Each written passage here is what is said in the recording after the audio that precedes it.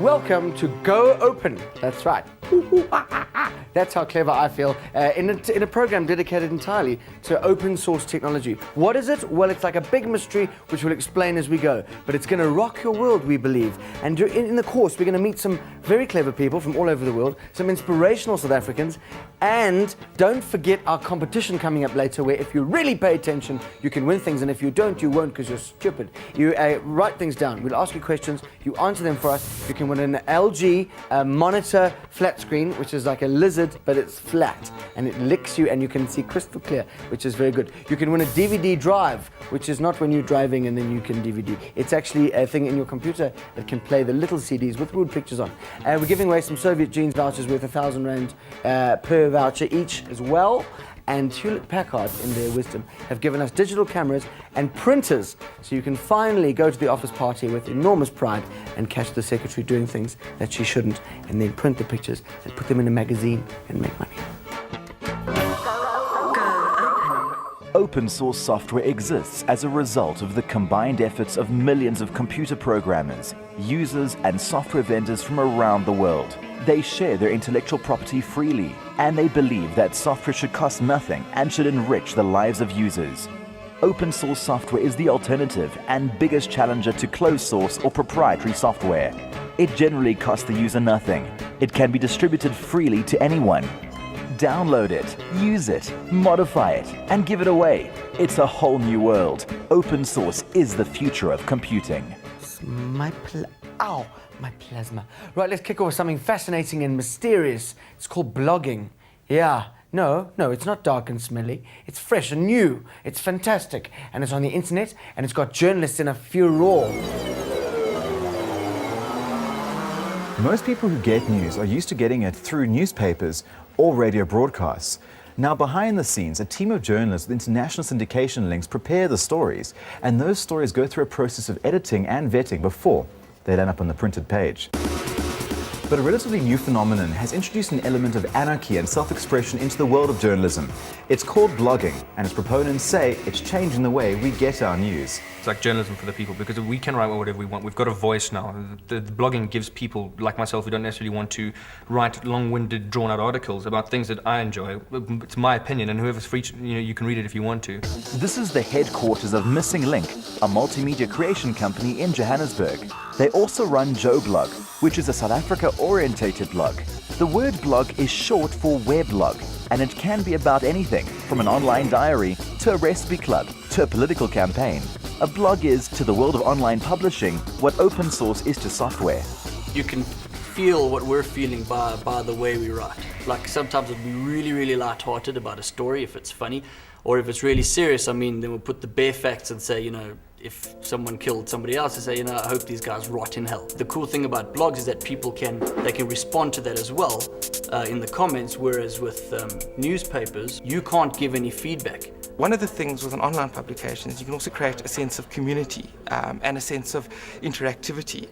So you can allow your readers to comment on stories, you can allow your readers to participate in stories. Matthew Buckland, online editor for the Mail and Guardian Online, has been watching the blogging phenomenon grow in recent years. Where does one draw the line between journalism and blogging? A blog doesn't pass through an editor like a piece of journalism. While blogs are revolutionizing online publishing, they are not necessarily journalism. But there have been instances where bloggers have crossed the line into journalism and in fact excelled at it. Salam Pax, aka the Baghdad blogger, provided an unprecedented, live and detailed account of life inside the Iraqi war. The Guardian described it as the most gripping account of the conflict and eventually gave him a fortnightly column in the newspaper. There is a certain amount of responsibility that has to be taken into it as well, though, because one of the reasons people have blogs is because they enjoy people coming and reading their thoughts, and everyone gets together. If you bugger that up by posting absolute garbage, lying about stuff, really just creating your own facts, and what's going to happen is people are going to see straight through that, because it's a very transparent form of communication. They'll see straight through it, and there's no reason for them to visit anymore. Just remember, in a publishing environment, the aim is to have information information that is false and not credible. That'll never see the light of day. That's the aim, whereas kind of with blogging, that kind of happens after the fact.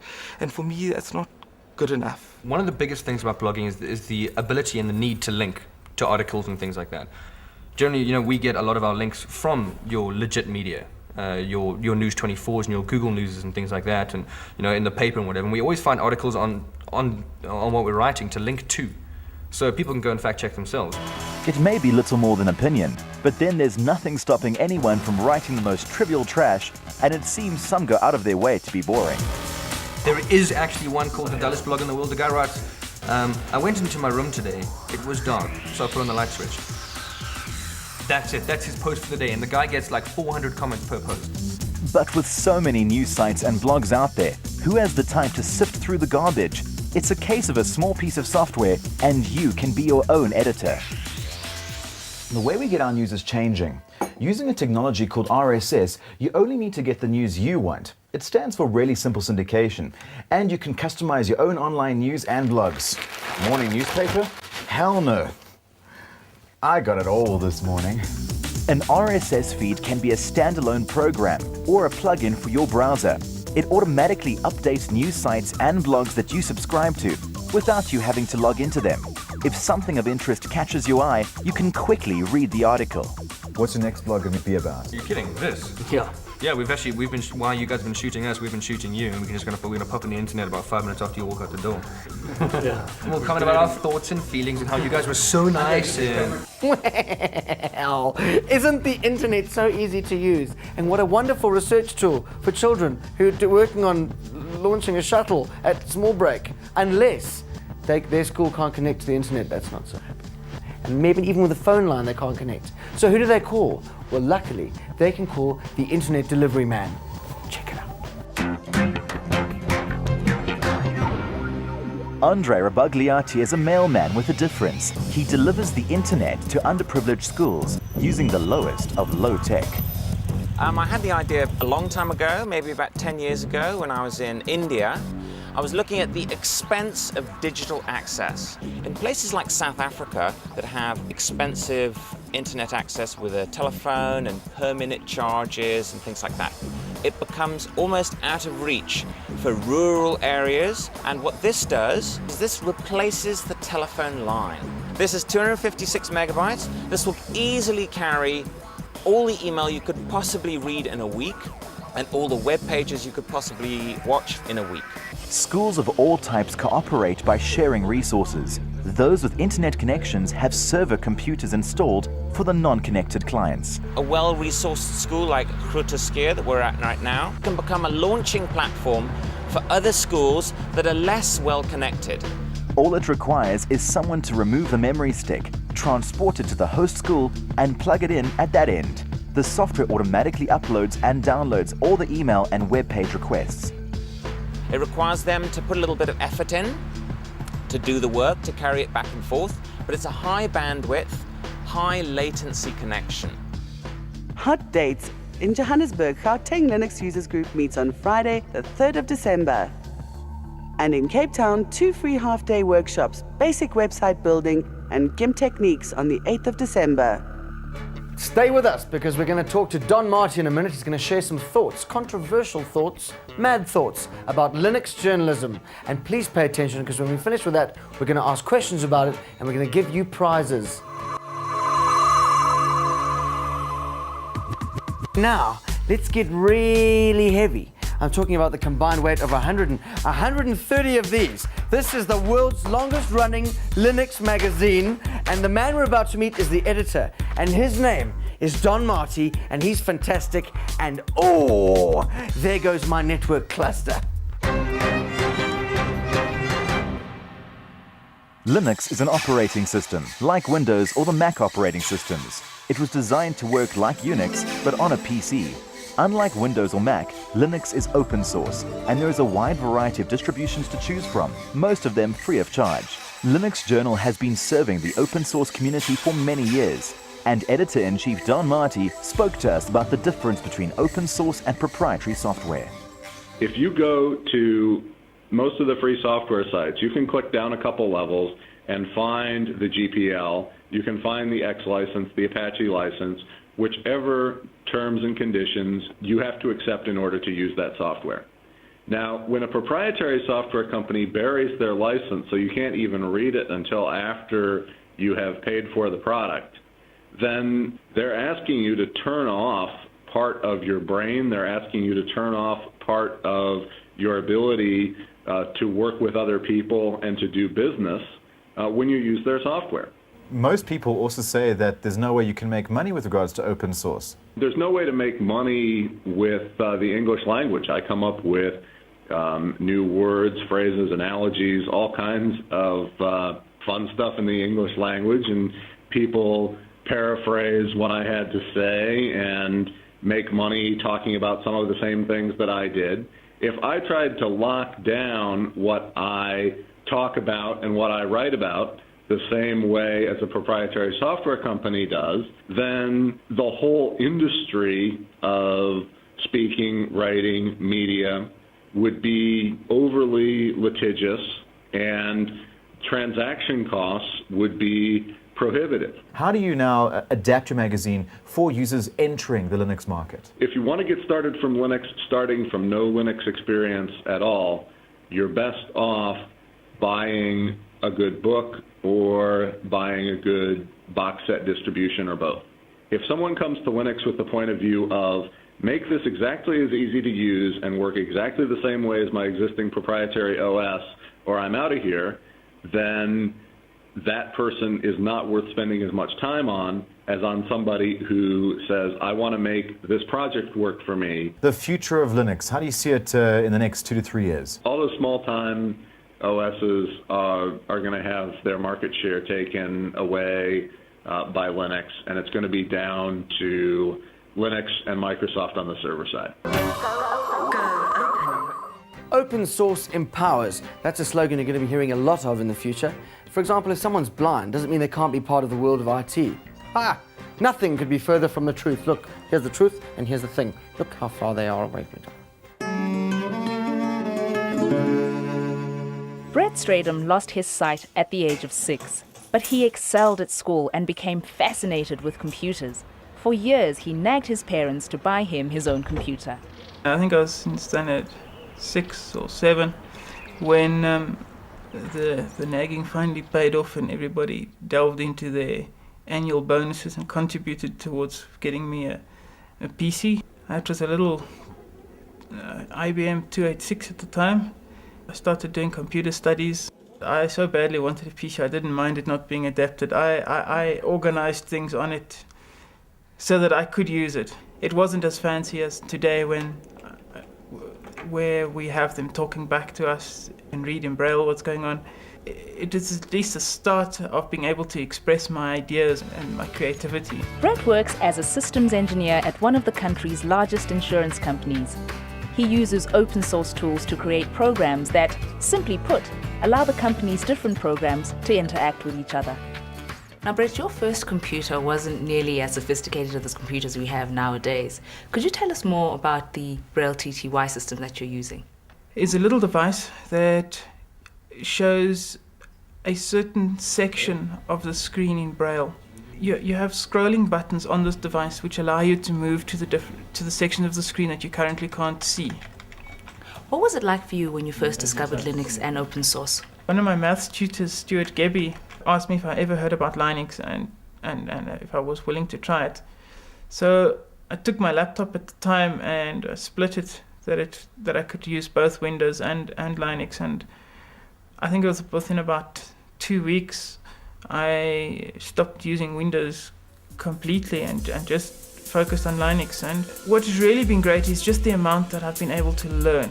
I've learned much more about Microsoft through open source than what I did from Microsoft products themselves. Brett's company needed a web interface for a core piece of software. The supplier quoted over R1 million, which they were not prepared to pay. So Brett created a custom intranet interface, which was a major productivity boost. Using open source and the documents that are available, that gave me the insight as to what I can do and how I can go about achieving this.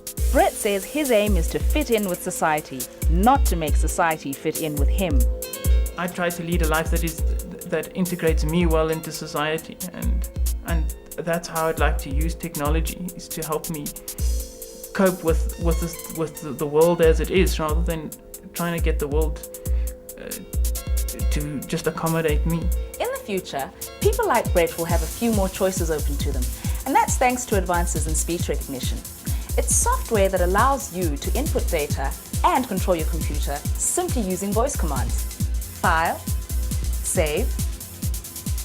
Now that's good news if you're a software developer who wants to create speech-enabled applications, because now there is an open source toolkit that's available. IBM has released a whole set of its software to the open source community in an attempt to establish an open standard in speech recognition. Stop, exit, tea break. Let's take a brief tea break while Mark Shuttleworth shows us some of the more difficult things involved in exercising, such as the nostril stretch.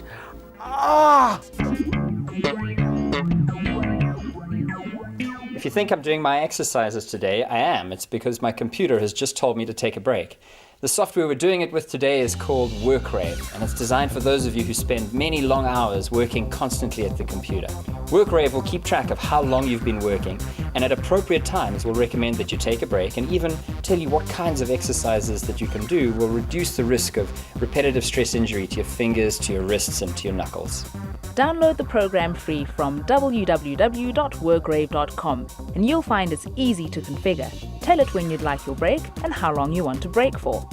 You get micro pauses and rest breaks. It'll even give you exercises designed to prevent repetitive stress injury. Okay, so remember, if you keep fit, you can spend even longer behind the keyboard. And take care of your fingers. That's what responsible computing is all about. You can run, Mark, but you cannot hide. We will find you, even in the space station, in zero gravity. Who's your server? Who's your server? And remember the website, www.goopensource.org. That's the place to go if you want to find out more about WorkRave, if you need that sort of thing at work, or any other items in our fantastic programming.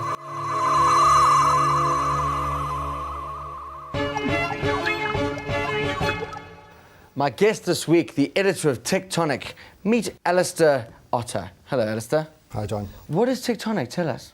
Tectonic's an online publication focusing on open source software in Africa and South Africa.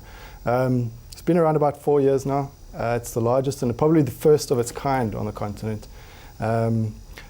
Purely online, we cover all sorts of open source software news, Linux, everything for the technical market as well as the beginner users. Africa must be quite an interesting place for open source. In many ways, that's the reason I started this. I fell into open source about 5 years ago, partly by accident. I was working as a journalist, as a technology journalist, and I came across this open source thing and I decided I had to try it because everyone started to write about it.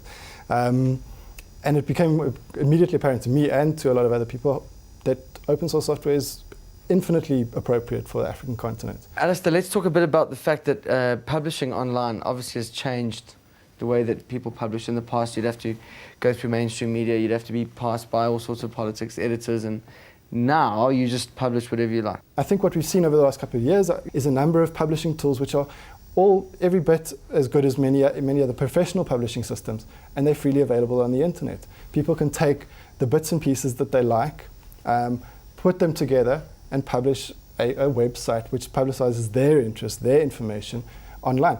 And I think it's something that's very exciting. It comes back to the blogging aspect, where an individual can decide they want to publish. And it's thanks to things like open source software that there are such powerful blogging tools available to people at little or no cost. Ken, with the freedom that you enjoy to be able to publish as a journalist, obviously now everyone has that. So I mean, things like hate speech and and propaganda, and I mean that's also the world is open to all that sort of stuff. So how do we balance that? People need to be critical consumers of media. We can't regulate the internet to that degree where we can stop somebody publishing online. It's a fundamental principle of the internet that kind of material, unfortunately, can be put out there. Thank you for joining us. Best of luck in the future, and may Tectonic grow to become a massive force of nature. Thank you very much. Thanks for joining us. Feeling lucky, punk? Huh? Are you? Are you ready to win? Get yourself a pen. You better get some paper and write down these web addresses now. With a wealth of things on the web, you might not know where to bounce your browser next. Hop along to boingboing.net, a directory of wonderful things. Apart from mainstream news with a slant, you'll also find some truly bizarre nuggets. This is a picture of a murder scene, recreated in a doll's house with the aim of teaching homicide detectives how to solve a case. If Boing Boing isn't enough for your news needs, then perhaps you need a whole bouquet of news feeds on your desktop. www.bloglines.com is the most comprehensive, integrated service for searching, subscribing, publishing, and sharing news feeds, blogs, and rich web content. And true to its word, bloglines.com is free and easy to use. Once you've signed up for free, the directory is the place to find the feeds you're most interested in. With various searching alternatives, we've chosen the most popular feeds. Looks like Boing Boing is pretty popular. Disappointed that your own words aren't appearing in your Bloglines newsfeed? Head for www.blogger.com and start your very own blog. A blog is an easy-to-use website where you can quickly post your thoughts. Click on the Create Your Own Blog button and follow the easy steps. You'll soon have your very own publishing empire when you're done. Whether it's boingboing.net, just one news source on the web, or a whole host of news feeds at www.bloglines.com, where you get a whole variety of blogs streaming live on your computer, you still have the choice to make your own blog at www.blogger.com. You might even want to blog about this show. You can even blog about me if you're not. Can you back off? Just I can breathe. I'm alive.